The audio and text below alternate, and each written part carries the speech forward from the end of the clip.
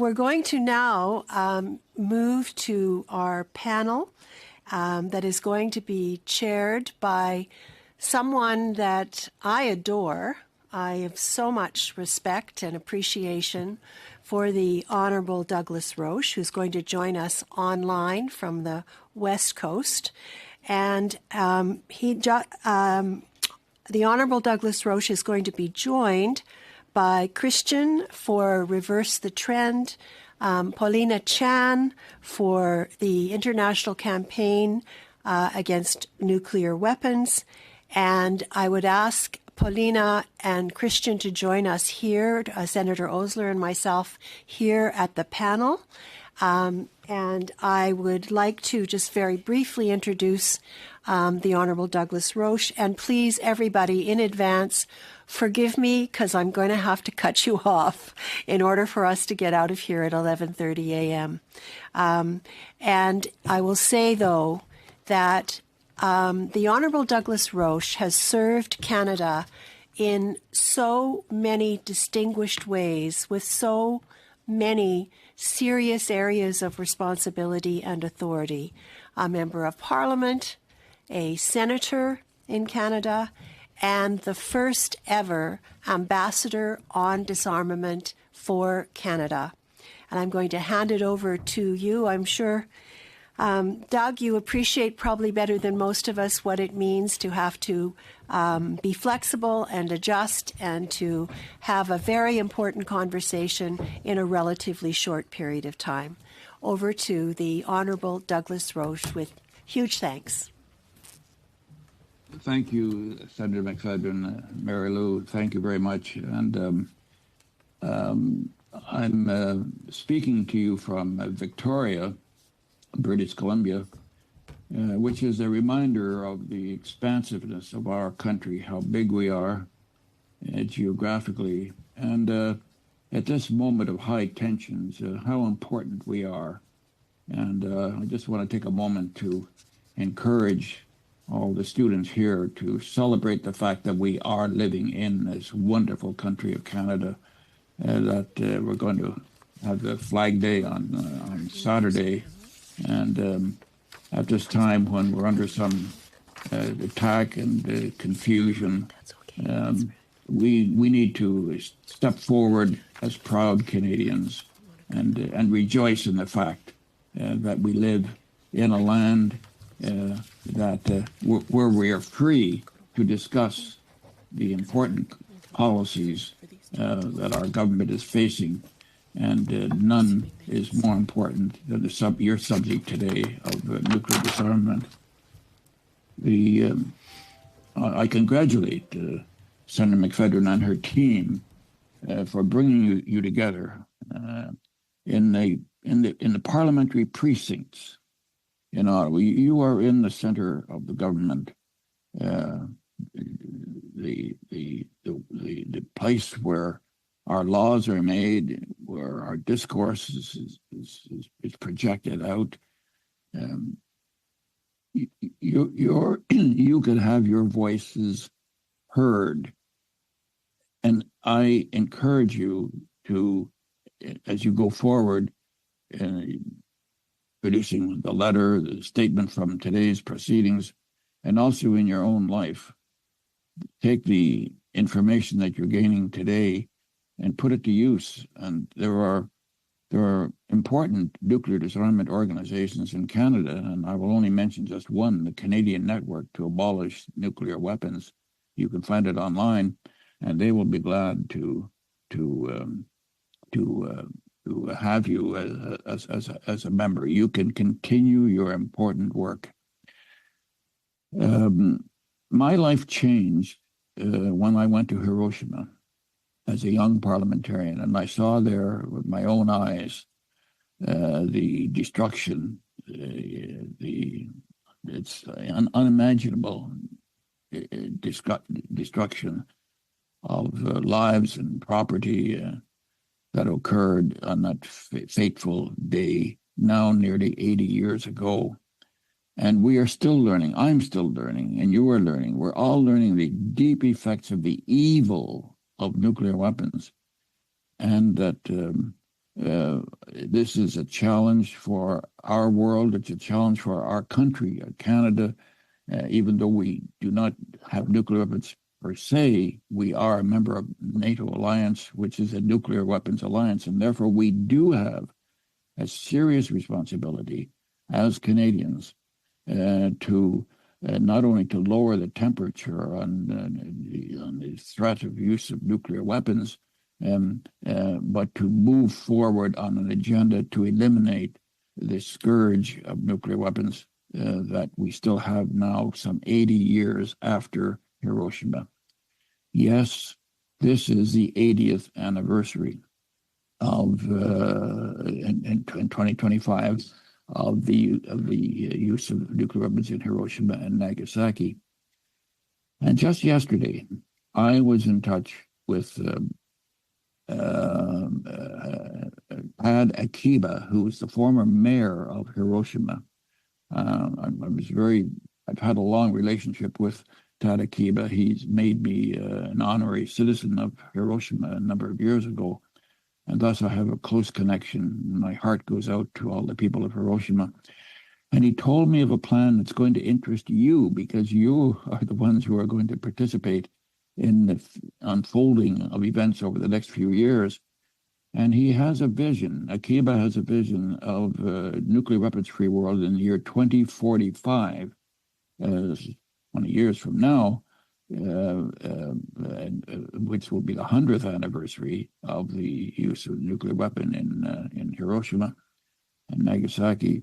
And he has a vision, and he's put that out, and with a sequence of steps, of schedule, how to reach this, particularly through a milestone in year 2035, that's 10 years from now, when he wants the world to adopt a no first use policy. That is, no country will be the first to use nuclear weapons. And these are very controversial subjects, and they need a full examination. But I just want to reinforce you today, as you're taking on this big subject, that you are involved in the living writing of history, proceeding in your own lives into the year 2045, the 100th anniversary, and making that a nuclear weapons-free world goal. That is eminently achievable if the political system will respond to the cry of the Habakasha.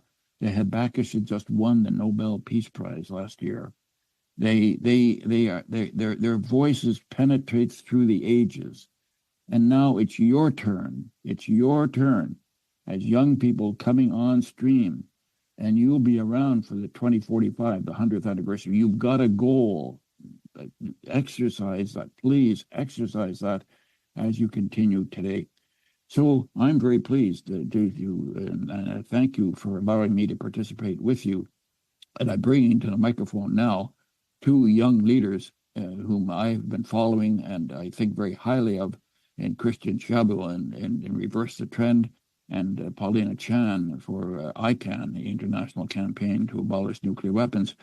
Let's hear from both of them, and then Marilou, Senator McFedrin, can decide if there's any time for questions after we hear from both Christian and Paulina. Thank you so much, Dr. Roche, and I'll just say that the Q&A will be protected, but we'll be doing it when we come back from the meeting with the speaker and the presser, and we will be doing it over lunch with Paulina and Christian. I don't know if we're going to be able to hold on to you, but we'll move the Q&A to the lunch hour. And I'd now like to turn the mic over to Christian. Paulina.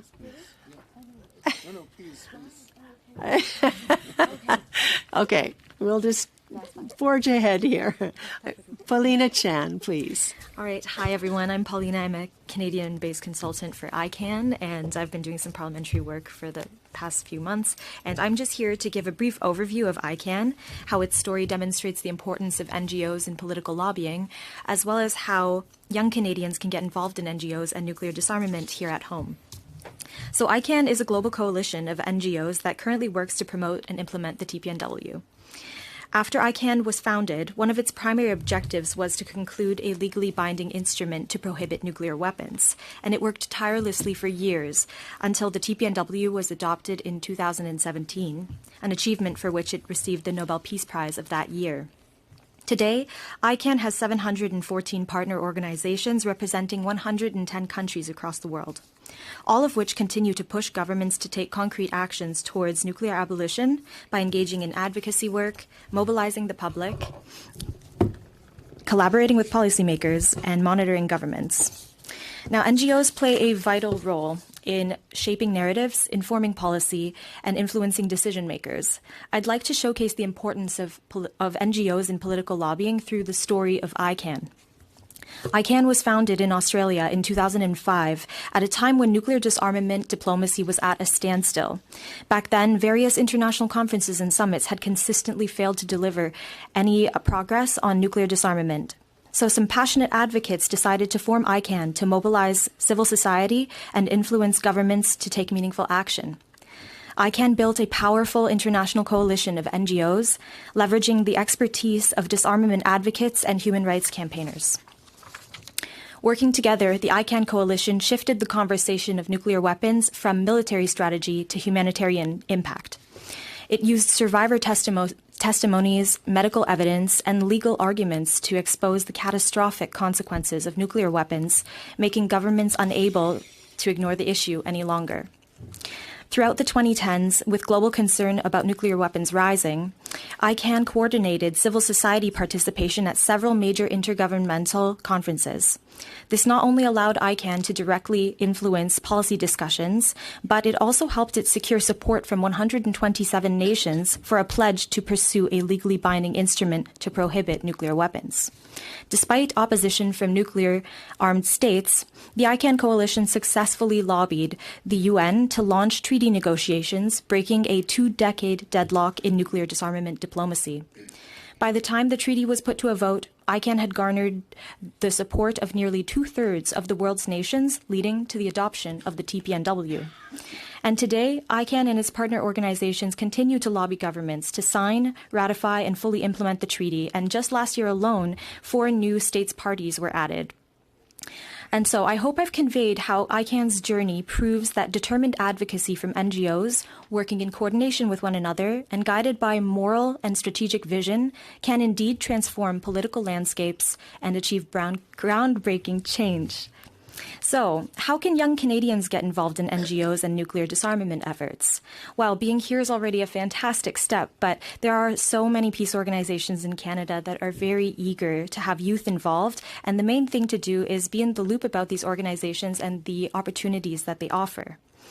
These organizations, many of which are civil society co-hosts of this very summit, frequently host public events and webinars, which interested youth are strongly encouraged to attend. They also have a host of internship opportunities and student positions, and even if they don't publicly promote these, there's no harm in reaching out to the organizations to ask if you can work with them. That is something I have certainly done. Also, sometimes these opportunities arise out of the blue, so it's always good to be following their social media accounts and newsletters to make sure that you're aware.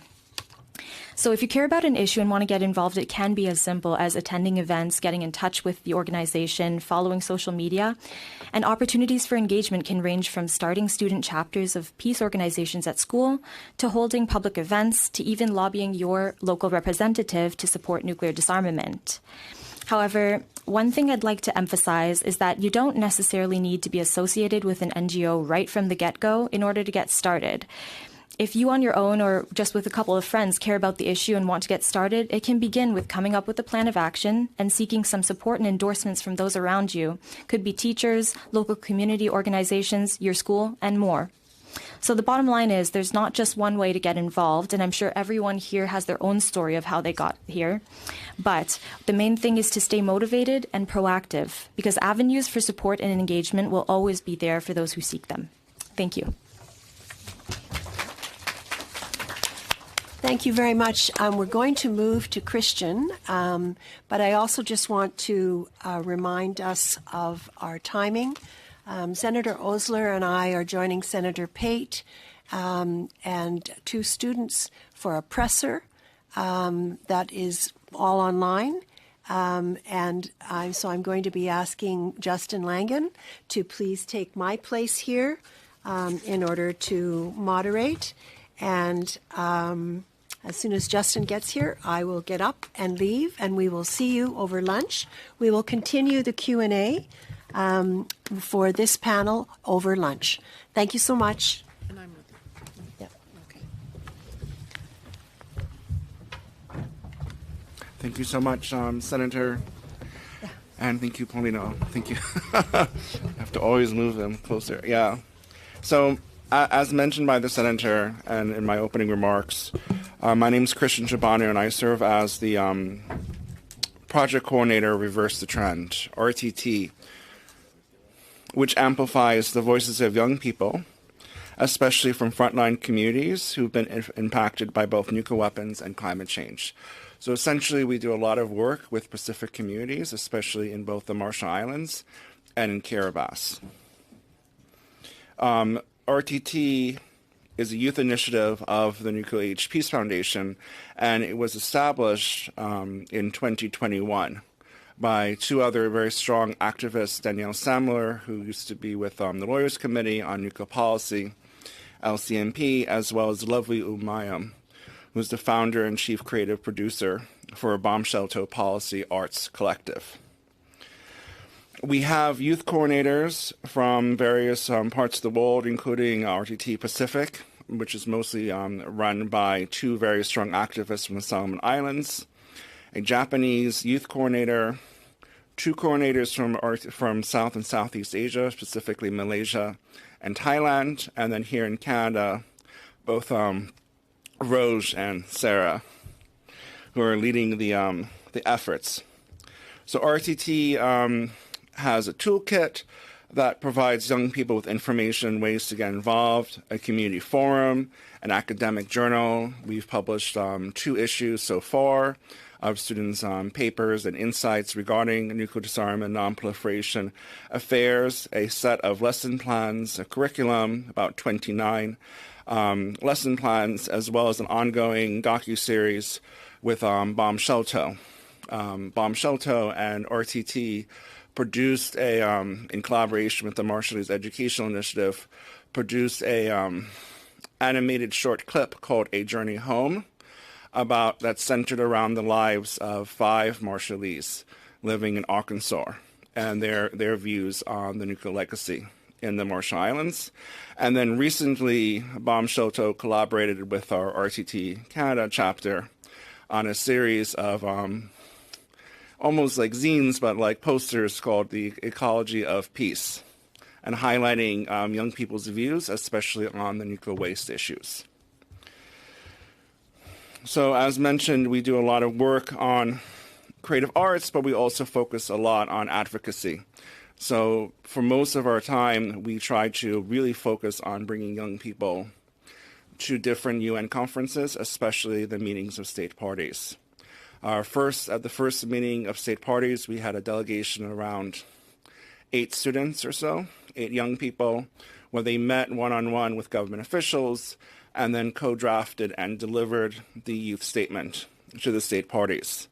At the second meeting of the state parties, we had a slightly higher number. We had around 15 young people.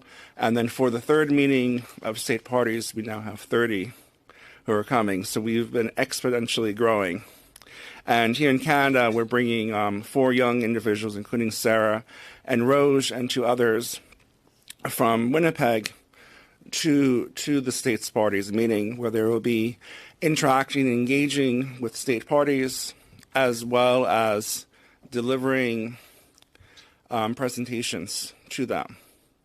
In addition, we're very glad to announce that we'll be organizing a special side event analyzing the relationship between nuclear justice and gender.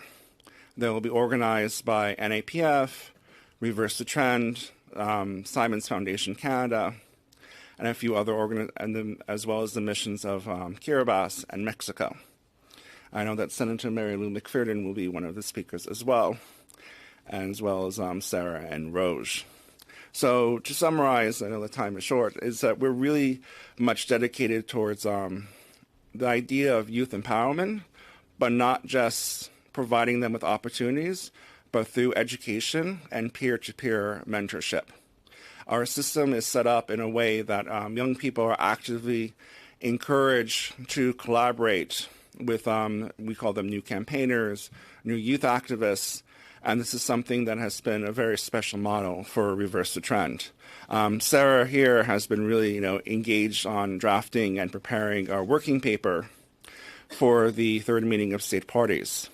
And she's been collaborating with about eight individuals, 8 youth activists, more or less, and really diving into different topics, including the relationship between nuclear disarmament and gender, as well as security concerns, issues regarding frontline communities, and so forth.